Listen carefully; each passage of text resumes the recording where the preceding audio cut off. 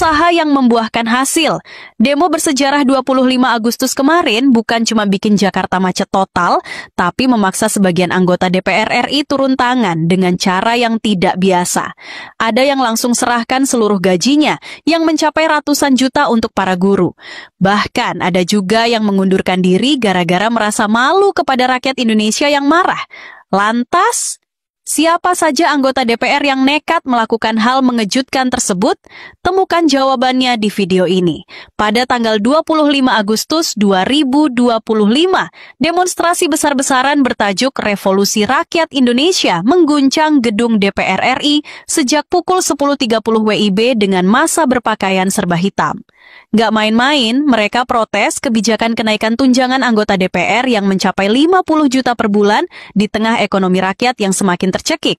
Yang bikin ngeri, situasi berubah ricuh, massa sempat masuk ke jalan tol dalam kota sebelum dipukul mundur aparat, sampai lalu lintas dialihkan total.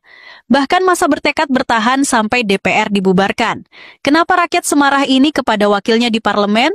Coba kasih jawaban kalian di kolom komentar. Sementara itu, merespon tuntutan massa yang digaungkan di demo tersebut, anggota DPR RI Nafa Urbach mengambil langkah mengejutkan dengan memutuskan menyerahkan seluruh gaji dan tunjangannya untuk masyarakat di daerah pemilihannya, khususnya para guru di Dapil Jawa Tengah 6.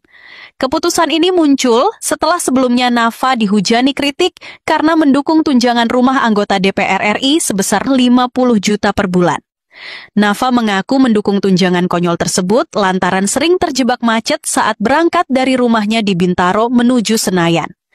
Saya mendengar keresahan masyarakat terkait tunjangan anggota DPR. Sebagai bentuk komitmen saya kepada rakyat, saya memilih untuk mengalokasikan gaji dan tunjangan saya kepada masyarakat di dapil saya, terutama para guru honorer. Ungkapnya dalam unggahan di Instagram story pribadinya pada Selasa, 26 Agustus 2025. Ia menegaskan bahwa seluruh gaji dan tunjangan yang diterimanya hingga tahun 2029 akan diserahkan kembali untuk kepentingan masyarakat. Meski begitu, Nafa juga membuka ruang bagi masyarakat untuk memberi masukan mengenai kelompok penerima bantuan selain guru. Ia memastikan semua proses dilakukan secara transparan. Tahap awal program ini akan difokuskan pada pendataan guru di dapilnya yang mencakup Magelang, Wonosobo, Temanggung, dan Purworejo agar penyaluran tepat sasaran. Nafa berjanji, semua proses akan dilaporkan secara berkala agar masyarakat bisa ikut mengawasi. Di lain sisi, berdasarkan informasi yang beredar di media sosial setelah Nafa Urbach, ternyata ada 5 hingga 7 anggota DPR lainnya yang diam-diam juga berencana menyerahkan sebagian besar gaji mereka untuk rakyat, terutama para guru. Spekulasi yang menghangat menyebutkan mereka terpengaruh oleh tekanan moral setelah melihat demo kemarin yang mempertontonkan perbedaan gaji mencolok. Ada yang bilang, beberapa anggota DPR muda dari partai berbeda mulai koordinasi bikin gerakan gaji untuk guru sebagai bentuk solidaritas. Selain itu, sebuah video yang beredar di media sosial TikTok mengklaim bahwa musisi sekaligus politisi Sigit Purnomo Said atau yang lebih dikenal dengan Pasha Ungu telah mengundurkan diri dari jabatannya sebagai anggota DPR RI dengan alasan menjawab tuntutan massa yang menuntut DPR dibubarkan. Dalam potongan video yang dibagikan, terlihat foto lama Pasha di ruang sidang paripurna disertai narasi yang cukup emosional. Saya tidak mau ikut-ikut makan uang haram, lebih baik saya mundur demi rakyat saya. Pernyataan ini sontak menuai banyak respons.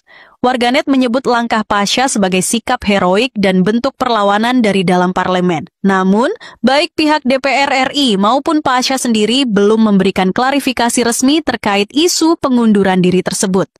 Sementara itu, politikus senior Yusril Ihza Mahendra menilai aksi demonstrasi masyarakat yang menuntut pembubaran DPR merupakan hal yang wajar dalam negara demokrasi.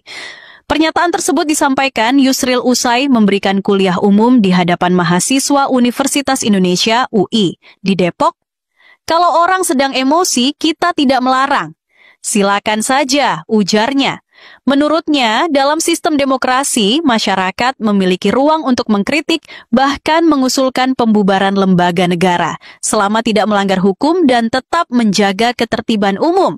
Namanya negara demokrasi, orang boleh saja menyuarakan pendapat sesuai kehendak dan keinginan mereka sepanjang tidak mengganggu ketertiban dan tidak melawan hukum, kata Yusril. Sementara itu, sehari setelah demonstrasi memprotes tunjangan rumah anggota DPR sebesar 50 juta rupiah per bulan, Wakil Ketua DPR Sufmi Dasko Ahmad menyatakan tunjangan itu hanya berlaku sampai Oktober 2025. Sufmi Dasko Ahmad mengatakan, uang 50 juta rupiah per bulan itu hanya diterima anggota DPR sejak Oktober 2024 sampai Oktober 2025. Jadi, setelah bulan Oktober 2025, anggota DPR itu tidak akan mendapatkan tunjangan kontrak rumah lagi, kata Dasko kepada wartawan di Jakarta Selasa, 26 Agustus 2025. Di lain sisi, para pengamat menilai tunjangan DPR sebesar itu tidak layak di tengah sulitnya ekonomi masyarakat dan tidak sepadan dengan kinerja DPR yang tak memuaskan. Warga mendapatkan kesulitan dalam hal-hal mendasar, seperti kebutuhan pokok sehari-hari dan ada pajak yang dinaikkan. Keputusan soal perumahan ini bukan keputusan yang patut, ujar peneliti Indonesia Corruption Watch, ICWS Tema Egy Primayoga. Anggota DPR mendapat tunjangan rumah sebesar 50 juta rupiah per bulan, sehingga pendapatan resmi mereka lebih dari 100 juta rupiah tiap bulan imbuhnya. Besaran penghasilan ini terungkap ketika anggota Komisi 1 DPR, TB Hasanuddin, menanggapi pertanyaan mengenai sulitnya mencari uang yang halal di parlemen. Hasanuddin kemudian membuka penghasilan resmi yang diterimanya sebagai wakil rakyat melalui gaji pokok, tunjangan rumah, dan tunjangan lainnya yang melebihi 100 juta rupiah. Angka penerimaan ini lebih besar 2 kali lipat dibandingkan gaji dan tunjangan anggota DPR periode 2019 sampai 2024. Egy Primayoga juga menyebut nominal 50 juta rupiah per bulan untuk biaya sewa rumah para anggota DPR berlebihan. Lagi pula dalih agar memperoleh tempat tinggal yang dekat dengan gedung DPR juga terbantahkan karena kehadiran anggota parlemen juga jarang maksimal sehingga pembahasan legislasi kerap mandek. DPR memang paling kreatif untuk menemukan jenis tunjangan baru yang dibebankan kepada negara. Tunjangan reses, tunjangan komunikasi intensif, tunjangan kunjungan kerja. Sekarang, tunjangan perumahan, kata Egy. Ada banyak sekali jenis tunjangan yang diterima anggota DPR sampai mereka sendiri lupa mengingat satu persatu. Jadi, tunjangan-tunjangan ini seperti strategi untuk menambah pendapatan saja, pungkas Egy Primayoga.